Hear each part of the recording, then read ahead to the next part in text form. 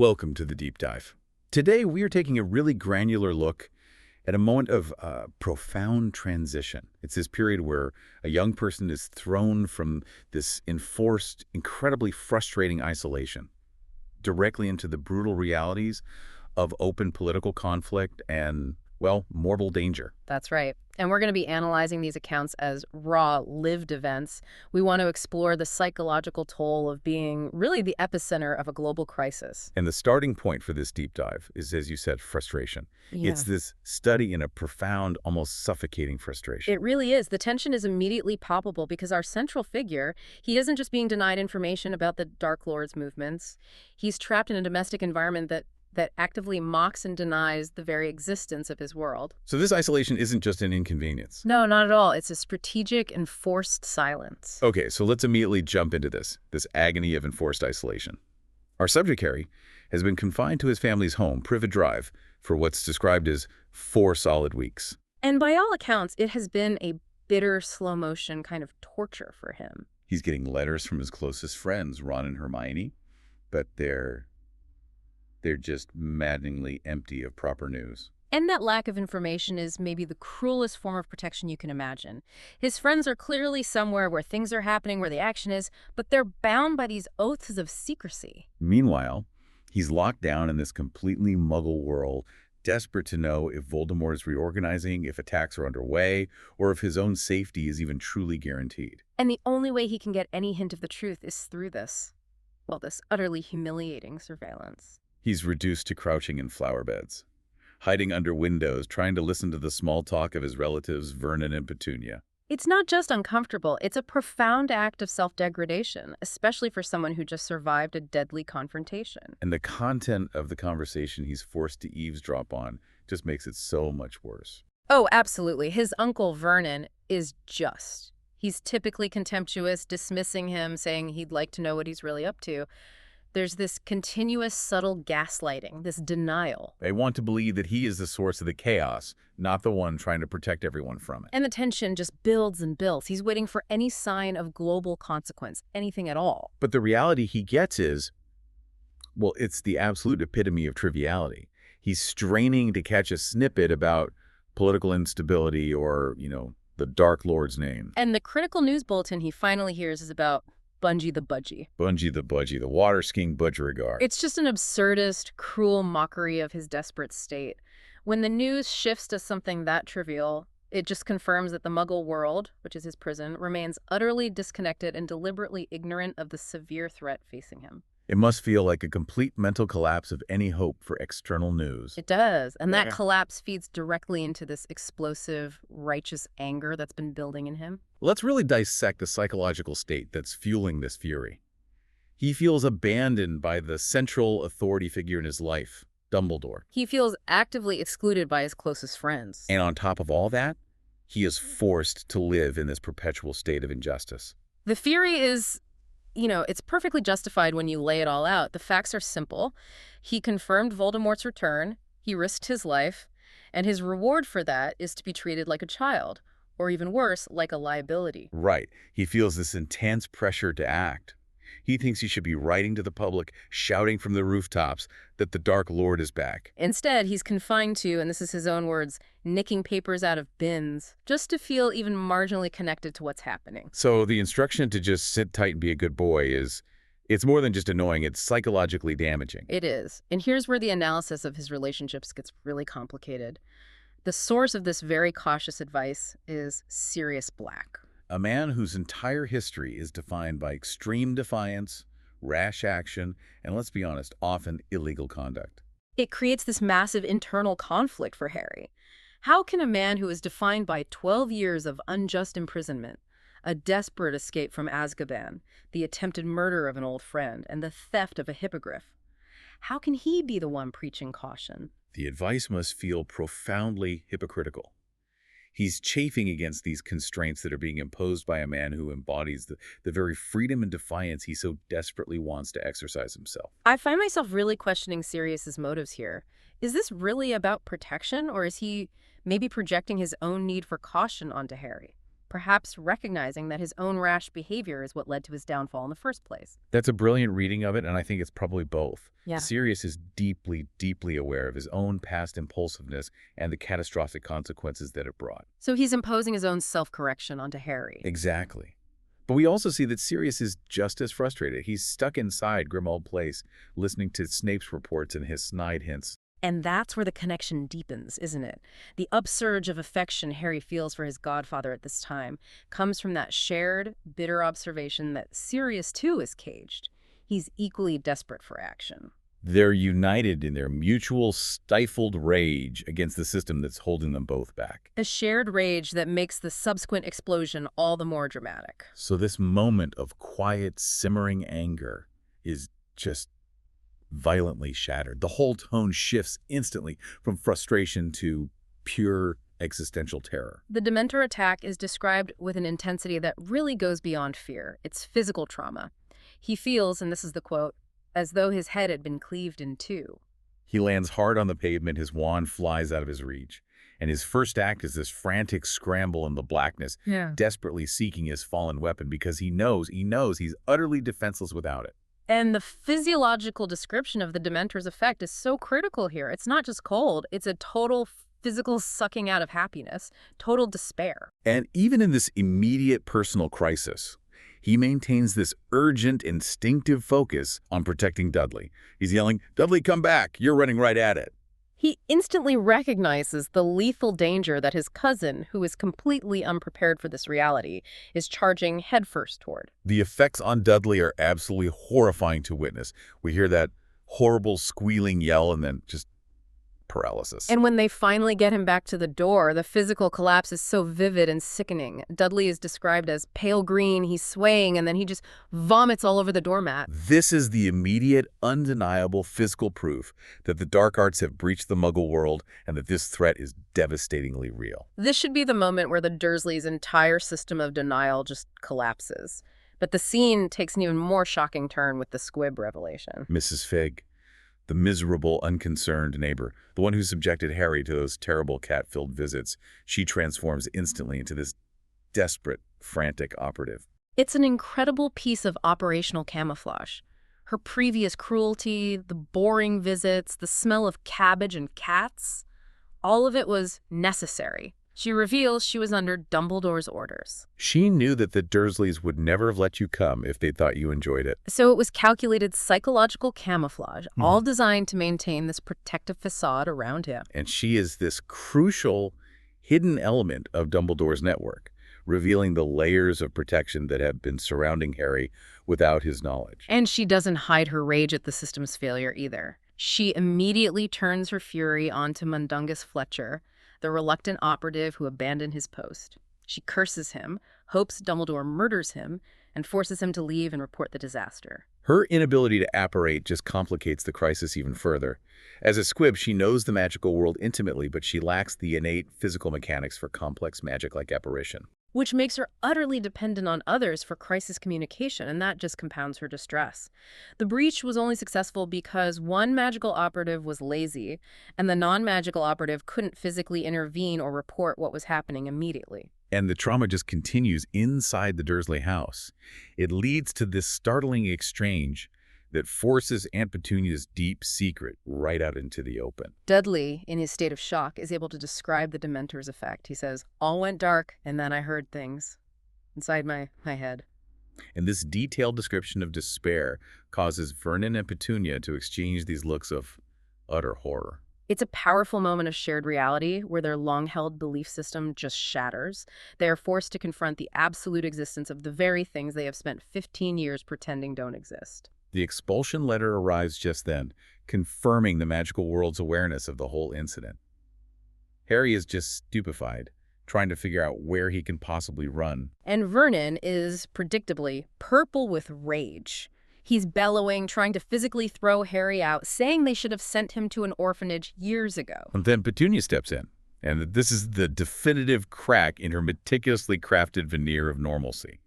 Harry is screaming, explaining the Dementors are real, confirming that Voldemort, the man who murdered her sister, is back. And her intervention is quiet, But it's an assertion of power that completely stuns Ronan into silence. She simply turns to Harry and says, "You're to stay in your room." We learn in that one instant that she remembers the magical world, including that scream that her sister was a freak.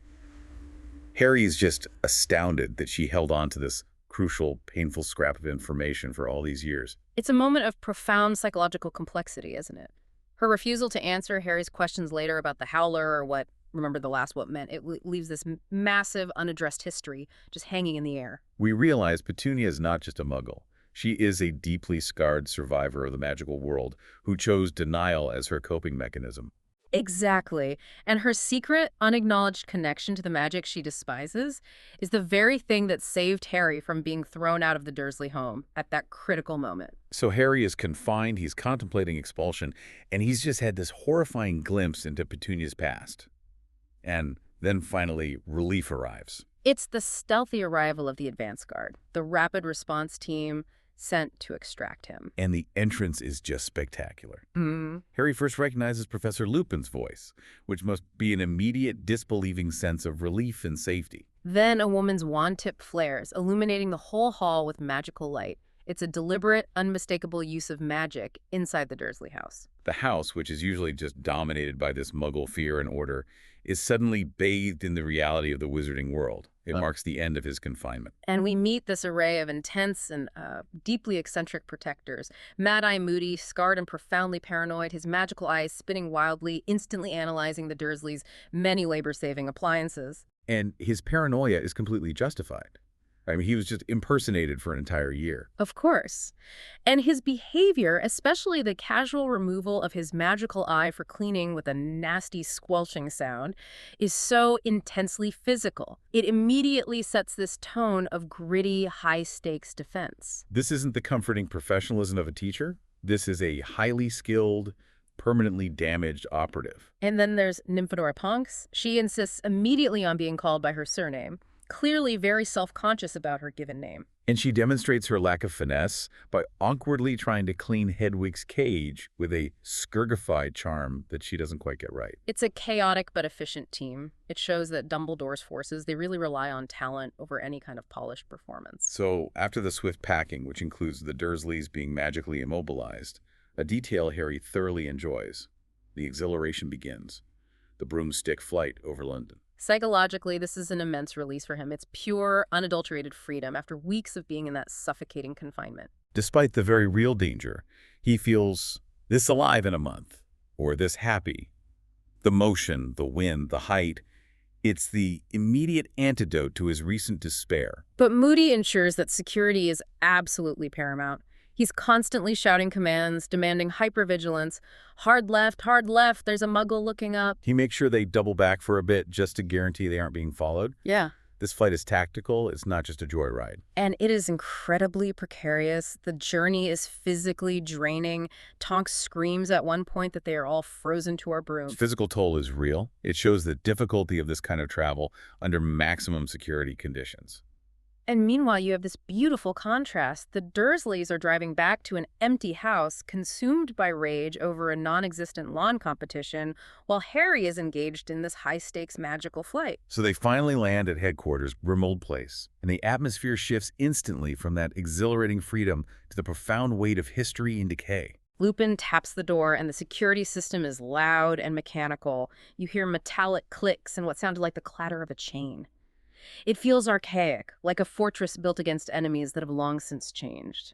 And inside, the palpable atmosphere is one of darkness, damp, dust, and this distinct, worrying, sweetish, rotting smell. It immediately feels derelict, a place holding a painful past totally unlike the comforting warmth of the burrow. But despite that grim atmosphere, the first sight inside is a welcoming one. Mrs. Weasley. Yes, but even her presence carries the weight of the war. Harry immediately notices she is thinner and paler than she was before, which hints that the stress of this renewed conflict is impacting even those who are protected within the headquarters. Her appearance is such a crucial visual cue to you, the listener, that this war is affecting everyone. It just increases the emotional stakes. And her immediate urgency whispering that the meeting started confirms that this derelict house is now the clandestine beating heart of the resistance. So, the joyful reunion with Ron and Hermione, it's very quickly derailed by Harry's exploding pent-up frustration. Oh, he immediately unleashes all of his anger over his isolation and the useless letters, detailing his humiliation of nicking papers out of bins. This is a vital moment of emotional reckoning. Harry is still operating from this place of victimhood, feeling this profound betrayal by his friends. And Ron and Hermione, they immediately justify themselves by explaining the immense pressure they were under. Dumbledore made us swear we wouldn't tell him anything. Hermione even describes Dumbledore's scary anger when he found out Mundungus had left his post, which really highlights the severity of the security breach and Dumbledore's own immense stress. But Harry, even after hearing that, is still so coldly defiant. He argues he's glad Mundungus left, because otherwise Dumbledore would have just kept him locked up even longer. He's prioritizing action over protection, which really sets the stage for the coming internal conflict within the Order. And this political tension, it extends right into the heart of the Weasley family with the grim tale of the Percy Schism. This is so much more than a family squabble.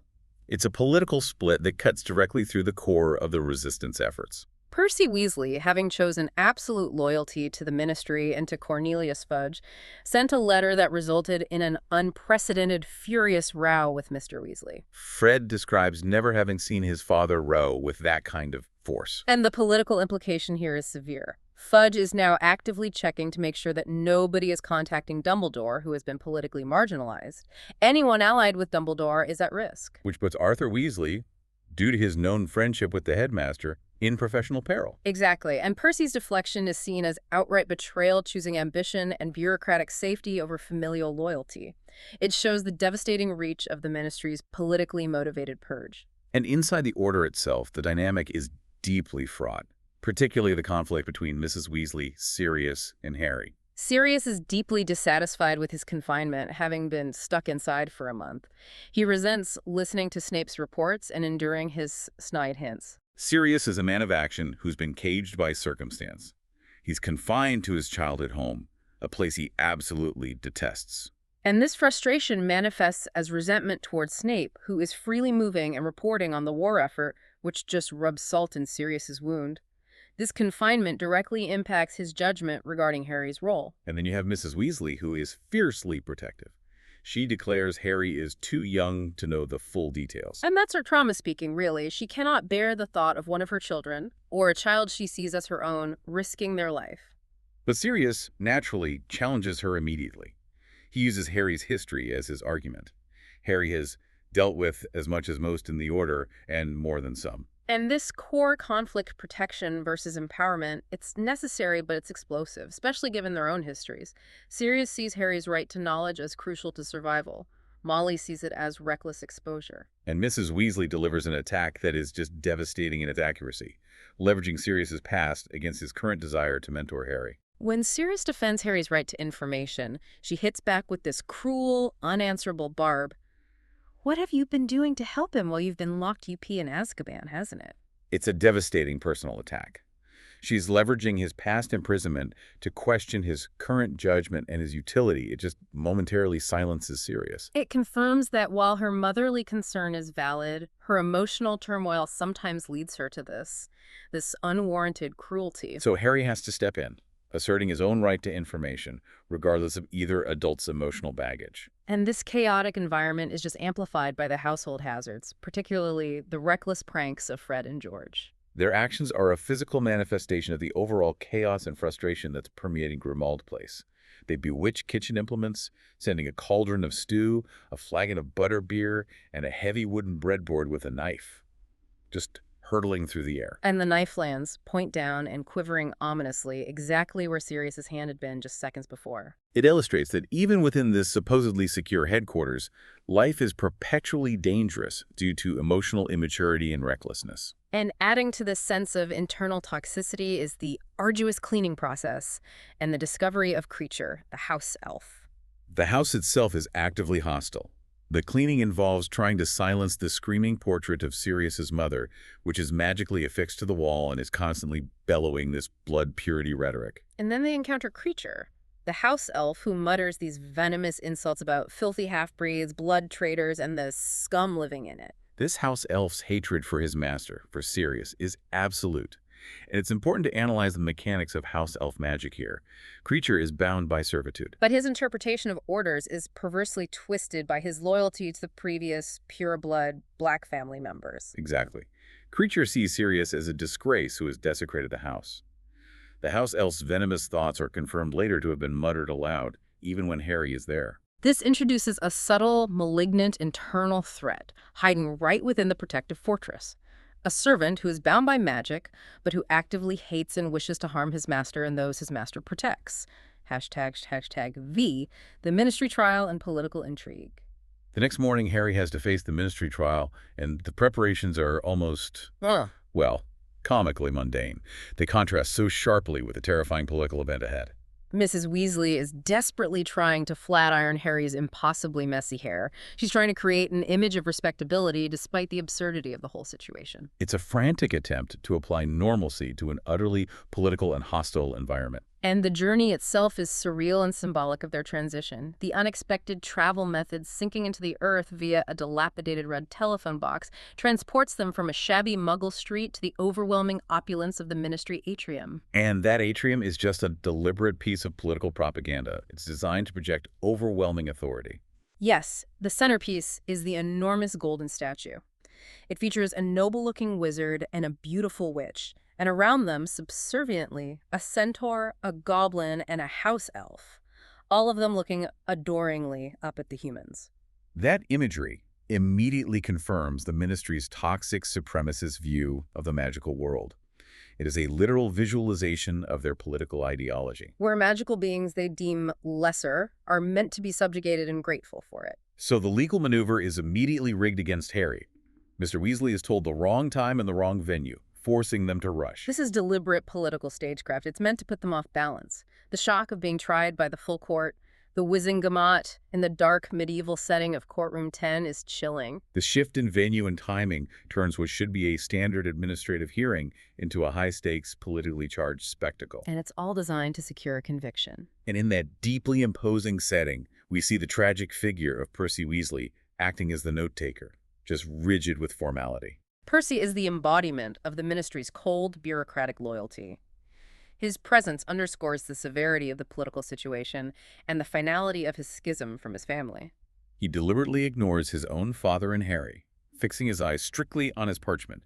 He chose the Ministry's perceived stability over his own family's love, and he's determined to enforce that choice publicly. The confrontation with Umbridge and Fudge is just central to establishing this climate of corruption and denial.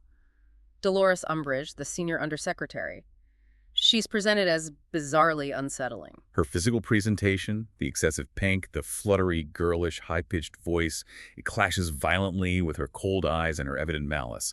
She even gives this silvery laugh that signals a deep-seated sadism. And Fudge's bias is immediate and flagrant. He uses the platform to publicly dredge up old, debunked accusations like the hover charm and the house elf incident, trying to color the jury's perception before any evidence is even presented. He is clearly not interested in justice. He's interested in securing a political victory against Dumbledore. But Dumbledore arrives unexpectedly, and he turns the tide with this calm, razor-sharp defense. Dumbledore's appearance is a massive psychological and political shift. He calmly questions Fudge's assertion of authority and asks these key questions. Why was the venue changed? Was the Ministry aware Dementors were operating in a Muggle area? He is not fighting the charge so much as he is exposing the Ministry's panic and corruption. He's forcing them to acknowledge the terrifying reality they are so desperate to deny. He forces Fudge to address the core charge and questions the Dementors' unauthorized actions. His final line, "All he and I can do now is to await your verdict," places the burden squarely on the Wizengamot. He's forcefully challenging them to choose between their fear of Voldemort and their loyalty to Fudge. But despite the verdict eventually going Harry's way, the political collusion is confirmed just moments later, providing this crucial piece of insight into the true power structure. Harry and Mr. Weasley encounter Fudge talking quietly with Lucius Malfoy, confirming the deep connection between the Ministry and those loyal to Voldemort. Malfoy is sneeringly confident, and Harry distinctly hears the gentle clinking of what sounded like a full pocket of gold. This is so significant. It strongly suggests a transaction or significant influence peddling. It confirms that Fudge is actively working with the Dark Lord's known supporters, whether it's through bribery or political alliance. Malfoy was clearly waiting to hear the verdict, ready to capitalize if Harry had been expelled. And that post-trial encounter just confirms that the Ministry is compromised at the highest levels. Hashtag tag Zags who Harry, under the Inquisitor's scrutiny. So the return to Hogwarts brings a new, tense reality. Ron is named prefect, and for Harry, this brings a definite sting of suppressed jealousy. It's a very uncomfortable moment of self-reflection for Harry. Though he congratulates Ron with this horrible, hearty voice, a small and truthful voice inside his head admits he fully expected that badge to come to him, not to Ron. He's wrestling with whether this disappointment stems from simple ambition or if it makes him as arrogant as Draco Malfoy.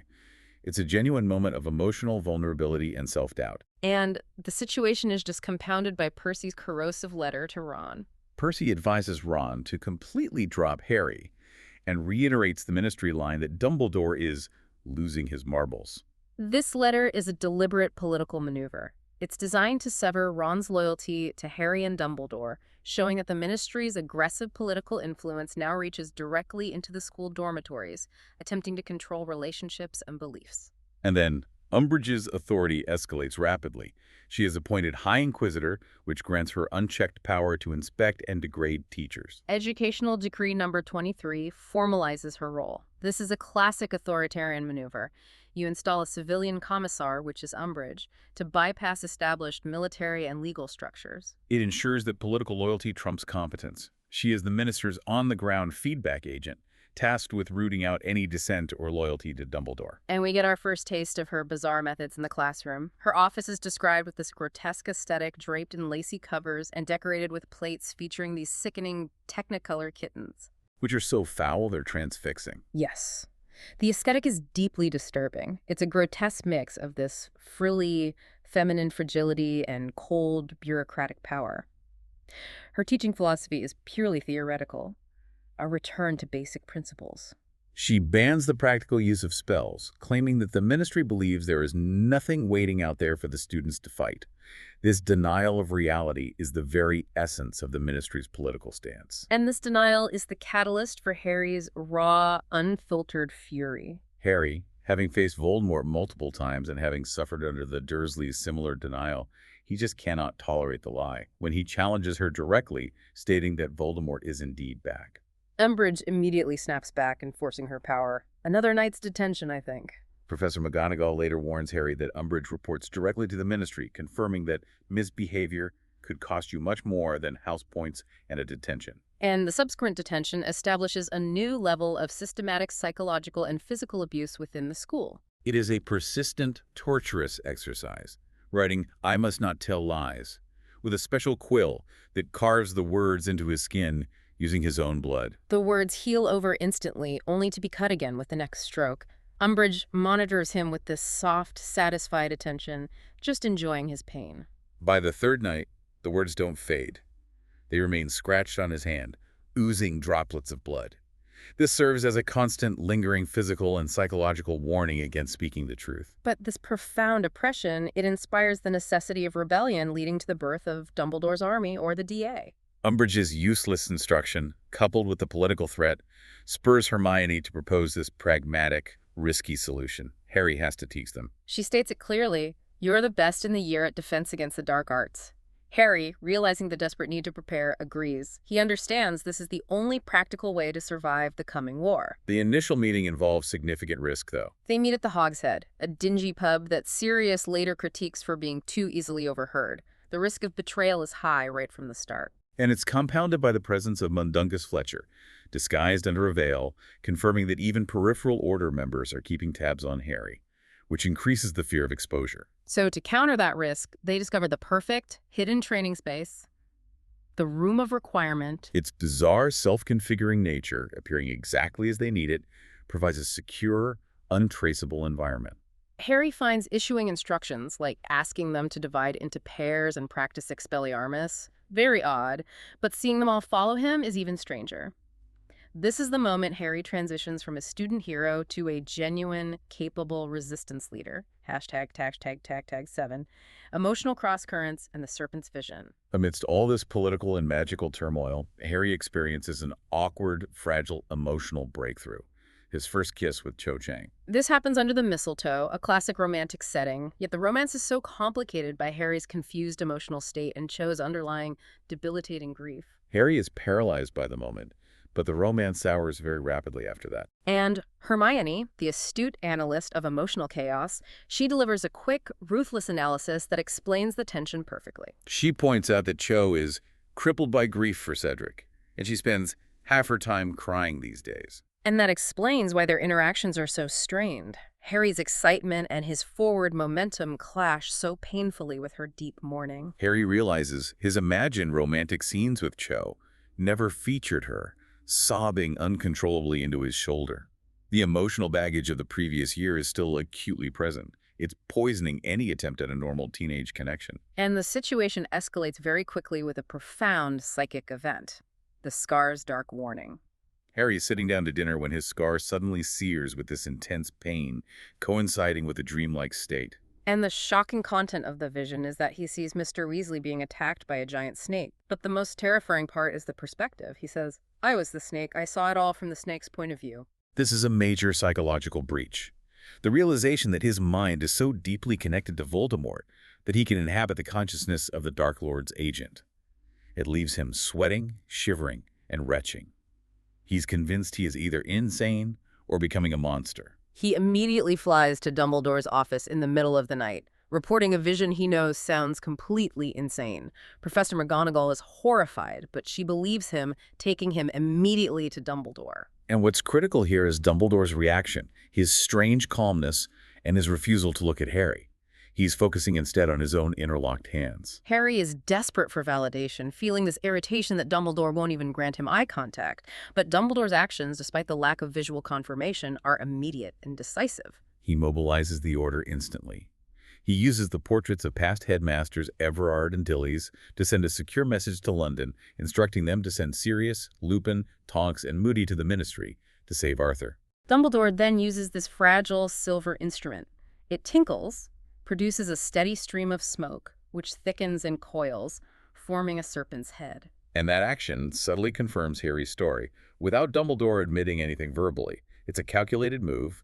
He trusts the urgency of the vision, but is clearly already worried about the security of Harry's mind. He also sends Fawkes to inform Mrs. Weasley, relying on her excellent clock that tracks her family's whereabouts, alerting her that Arthur is in mortal peril. This severe breach of mental security leads directly to the mandated occupancy lessons with Snape.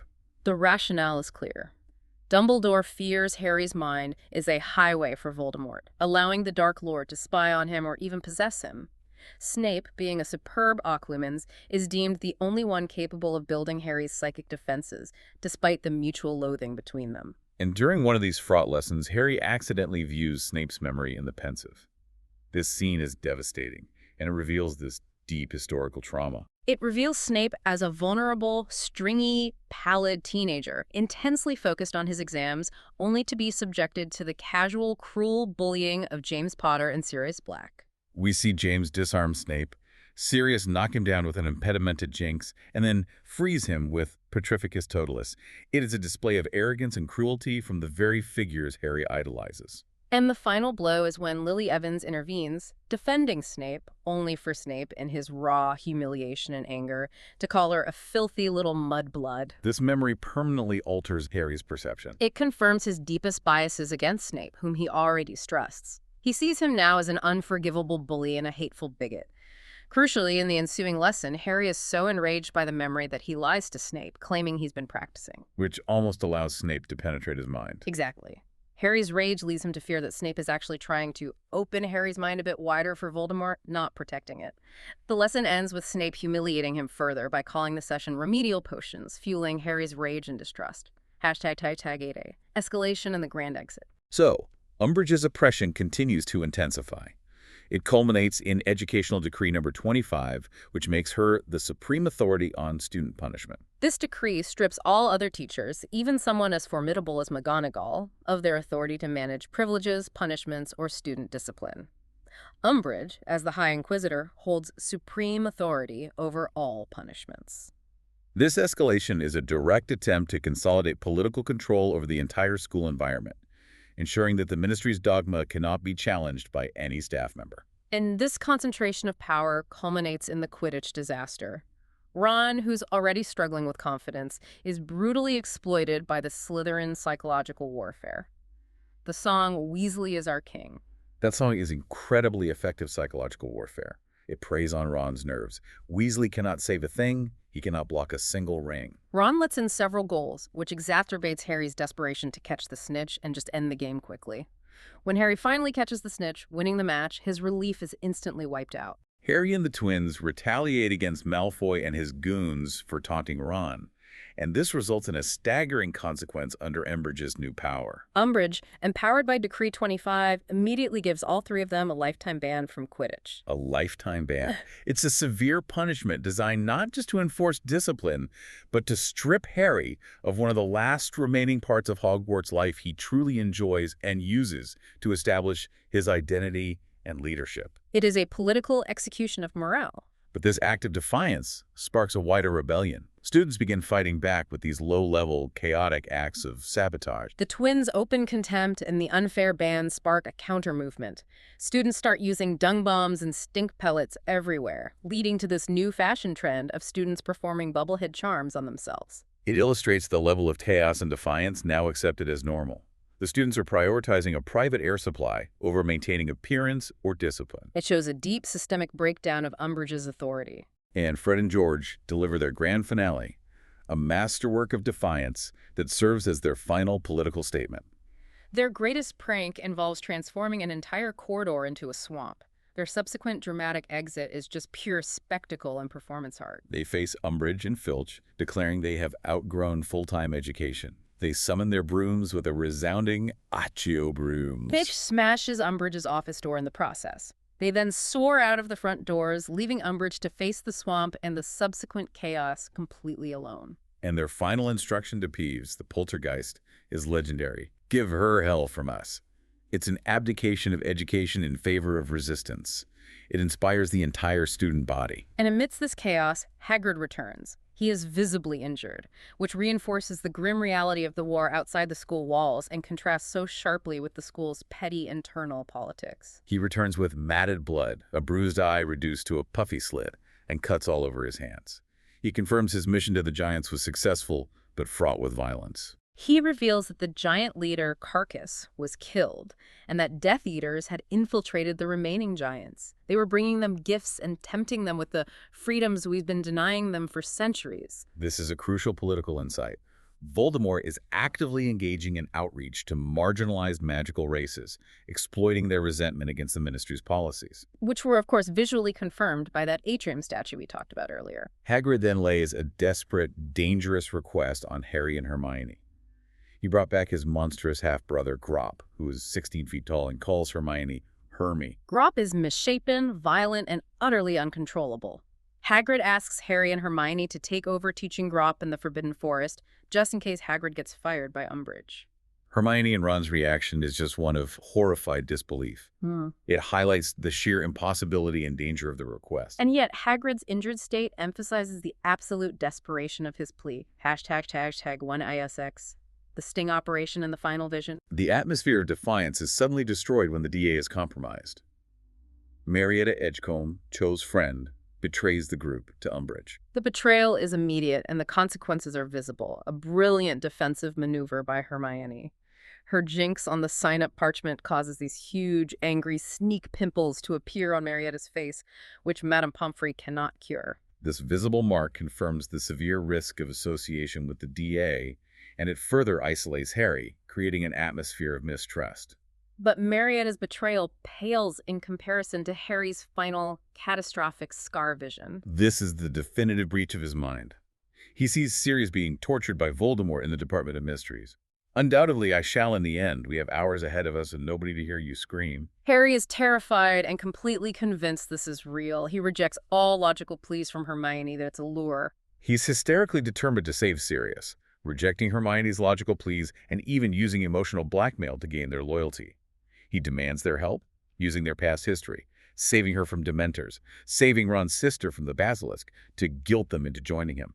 And this desperation leads to the dangerous plan to check on Sirius via Umbridge's fireplace.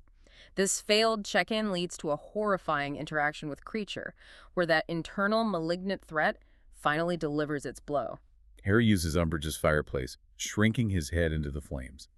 He contacts Grimmauld Place and finds Kreacher, who's gleefully alone, muttering these venomous remarks about his master's likely capture. And crucially, Kreacher's active hostility and subtle deception gleefully confirming Sirius is gone, while withholding the truth about where Sirius is sends Harry into a complete panic. We have to remember the mechanics of Kreacher's betrayal. House elves are bound to obey. When Sirius ordered Kreacher to leave, he complied. But when Harry asked if Sirius was there, Kreacher, bound by his loyalty to the old, deceased Black family members, was able to maliciously and truthfully confirm that Sirius was not there because he had left for the Ministry. The elf was just gleeful at his master's distress. Before Harry can retreat, Umbridge's trap springs. She drags Harry out of the flames by his hair, having been watching the fireplace. Harry and his team are captured in Umbridge's office by the Slytherin Inquisitorial Squad. Umbridge is triumphant. She's predicting Hogwarts will shortly be a Weasley-free zone. She demands Veritaserum, the truth potion, to interrogate Harry and discover the location of Sirius and the Order's headquarters. But Snape arrives, and his resistance is so calculated and smooth, it's a superb piece of double-agent work that saves Harry's life, despite Harry's rage at him. Umbridge orders him to provide the truth potion. Snape smoothly denies having further stocks of Veritaserum, suggesting the only other option is to poison Harry, which he says he would have sympathy for, maintaining his cover. This denial, which is later revealed to be true, ensures Harry cannot reveal Sirius's true whereabouts in Grimmauld Place. And Hermione uses Snape's appearance as an opportunity for this quick-witted improvisation, claiming they were trying to contact Dumbledore using a weapon hidden in the Forbidden Forest. She's leveraging Umbridge's greed for power. She leads Umbridge directly into a Centaur clearing, and Umbridge's pride is her downfall. She's arrogant enough to lead them without a wand. Harry realizes she's unarmed after her attempted attack with ropes. When the Centaurs appear, Umbridge, terrified but still arrogant, insults them. Filthy half-breeds. And she attacks Megorian with a curse. And this is the immediate trigger for the Centaurs to seize her. Grawp appears, drawn by the commotion, providing the perfect chaotic distraction for Harry and Hermione to escape, wands lost in the process. #X, the battle in the Department of Mysteries. Desperate, disarmed, and racing against time, Luna guides the group to the hidden Thestrals. She argues they are the only way to travel across the country swiftly, despite them being invisible to everyone but Harry and Luna. So Harry, Neville, Ron, Hermione, Ginny, and Luna clamber onto these invisible, terrifying creatures. The Thestrals streak over the castle in a terrifying, silent flight to London.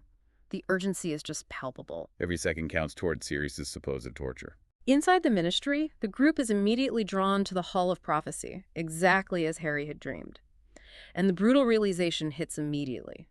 The Death Eaters are waiting, led by Lucius Malfoy and Bellatrix Lestrange. Sirius wasn't there. Harry was lured. The devastating truth is revealed when Malfoy snidely demands the glass sphere Harry is holding. The sphere contains a prophecy about both Harry and Voldemort.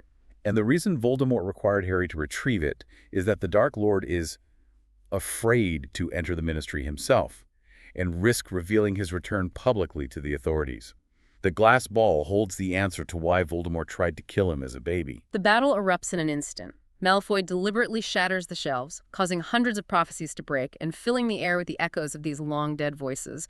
The chaos is immediate and total. Injuries mount fast. Hermione is knocked unconscious by Dolohov's curse.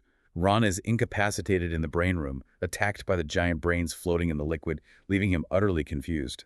And Neville, despite his nose being broken and his father's old wand being shattered, fights on, accidentally destroying the actual prophecy sphere in the scramble. Just as the group seems completely overwhelmed, the cavalry arrives. Sirius bursts in with the Order members, Lupin, Moody, Tonks, Kingsley. The duel escalates, focused heavily in the chamber containing the Veil, the shimmering stone archway. This veil is such a key point of analysis. It's the ultimate boundary between life and death, a place where finality is absolute, which contrasts so sharply with the existence of ghosts. It symbolizes a one-way passage that no one has ever returned from. And Sirius, mocking his cousin Bellatrix, is hit by a curse. The final, fatal confrontation sees him struck while he's laughing. He falls backward through the shimmering stone archway and vanishes forever. There is no body, only the shimmering curtain of the archway. The finality is instantaneous and brutal. Harry is immediately consumed by this raw, blinding, grief-fueled rage and pursues Bellatrix Lestrange through the Ministry atrium, completely intent on murder. Just as Bellatrix seems poised to finish Harry in the atrium, Dumbledore arrives. The duel between Dumbledore and Voldemort that follows is nothing short of titanic. It's described in terms of elemental combat fire, water, and earth. A battle of sheer, unimaginable power. Fawkes, Dumbledore's phoenix, makes the ultimate sacrifice, swallowing the killing curse directed at Dumbledore and bursting into flames to protect him. This act of ultimate loyalty and self-sacrifice ensures Dumbledore survives to fight another moment. Failing to defeat Dumbledore, Voldemort makes one final desperate attack. He attempts to possess Harry's mind, hoping to force Dumbledore to kill him, using Harry's body as a shield. The pain in Harry's scar is agonizing. But the unexpected defense is Harry's mind itself. It's filled with this overwhelming grief for Sirius and rage. This intense, messy human emotion becomes unbearable to Voldemort. Voldemort cannot reside in a body so full of such feeling. The complex, powerful capacity for human connection and emotion, the very thing Voldemort has surgically removed from his own being, forces him to retreat. This proves that Harry's heart is the power Voldemort knows not. #X up the explanations and fallout. So the battle in the atrium has these profound political consequences. Fudge and the Ministry officials arrive just in time to witness Voldemort appear and then retreat, escaping only in a puff of smoke. The reality of the Dark Lord's return is now undeniable. The Ministry is forced to face the truth they have been denying for a year. The immediate public shift is massive. The wizarding world realizes Harry and Dumbledore were telling the truth all along. It ends the Ministry's politically motivated campaign of denial. Harry is taken back to Dumbledore's office, demanding answers. And the final truths Dumbledore reveals are painful but essential, starting with Dumbledore's own admission of fault. Dumbledore, finally meeting Harry's eye, admits, "It is my fault that Sirius died." He explains his error lay in his failure to realize Kreacher's active hostility and betrayal. Sirius delegated the message to Kreacher, who maliciously and gleefully withheld the true nature of Harry's vision, knowing it would lure Sirius to the Ministry and possibly to his death. Dumbledore says he should have seen the depth of Kreacher's hatred and the danger he posed. Dumbledore is also forced to address Snape, leading to Snape's necessary, if still reluctant, redemption in Harry's eyes. Dumbledore confirms Snape was following his orders. Snape was the one who, despite pretending indifference and antagonism in front of Umbridge, confirmed Harry's location and crucially gave Umbridge fake Veritaserum. Which ensured Harry could not reveal the Order's secrets. This reveals the immense, dangerous depth of Snape's loyalty to Dumbledore and the constant risk he runs as a double agent. Dumbledore then explains the power of Lily's sacrifice and the protection Harry has enjoyed all his life, centered around the bond of blood kept alive by Aunt Petunia. This is a major revelation. It gives Petunia's earlier intervention a whole new meaning. Dumbledore explains that Petunia, Harry's last remaining familial connection, unwillingly maintained an invincible shield against Voldemort. As long as Harry calls that house home once a year, the blood protection remains intact. It's an ancient shield against the Dark Lord. And Dumbledore emphasizes that Petunia knew this, having been informed in the letter that was left with baby Harry. And finally, the meaning of the power of Voldemort knows not. It's not a spell. It's the deep, powerful human capacity for love, connection, and empathy, which Voldemort detests and cannot comprehend. This is the force that drove Harry to save Sirius, even when it was a trap. And it is the force that ultimately saved Harry from possession in the atrium. Voldemort simply could not bear to reside in a body so full of such powerful, messy human feeling. Even after these profound, difficult truths, the lingering pain remains. Harry finds a heartbreaking glimpse of hope in Sirius's belongings. He discovers the two-way mirror that Sirius had left him, a device Sirius and James used to connect when they were separated. Now it is useless, inert. This final, tangible connection to his godfather is now an inert symbol of the absolute finality of the loss. And he seeks solace by talking with nearly headless Nick, seeking some kind of comfort about the possibility of Sirius returning as a ghost. Nick confirms the grim finality of Sirius's choice. Ghosts are, essentially, shadows of people who chose to remain, terrified of what lies beyond. Sirius, being a man of passion, defiance, and purpose, would never have chosen to linger as a shade. This conversation confirms the absolute finality of Sirius's death. Harry must come to terms with the loss, knowing his godfather has moved on to whatever lies beyond the veil. Hashtag 12 Atro. This period marks a brutal, agonizing transition for our subject. He learned that leadership demands enormous personal cost, and that even the strongest defenses, like Dumbledore's security network, are vulnerable to deep-seated human flaws. Right. Sirius's rash impatience, Dumbledore's own misjudgment, or Kreacher's entrenched hatred. The consequences of even small failures were catastrophic and paid for in blood. And yet, we also witnessed how love, grief, and rage, though profoundly painful, were the ultimate forces of protection. Harry survived the isolation, the relentless political attacks, and the mortal combat, but he paid the highest price possible for true knowledge. He's now fully aware of the prophecy and the blood tie that binds him to his unloving family. He survived not because he was magically superior, but because he was profoundly, messily human. The core identity of the Resistance is built on these messy, vulnerable, painful human connections. Which leaves us with this final, provocative thought to mull over. We know his scar hurts when Voldemort is angry or happy. Considering the depth of Voldemort's evil and his absolute inability to feel anything but power lust, what does it mean for the future of the world that the only successful defense against him is to fully cultivate the messy, vulnerable, and ultimately powerful human heart?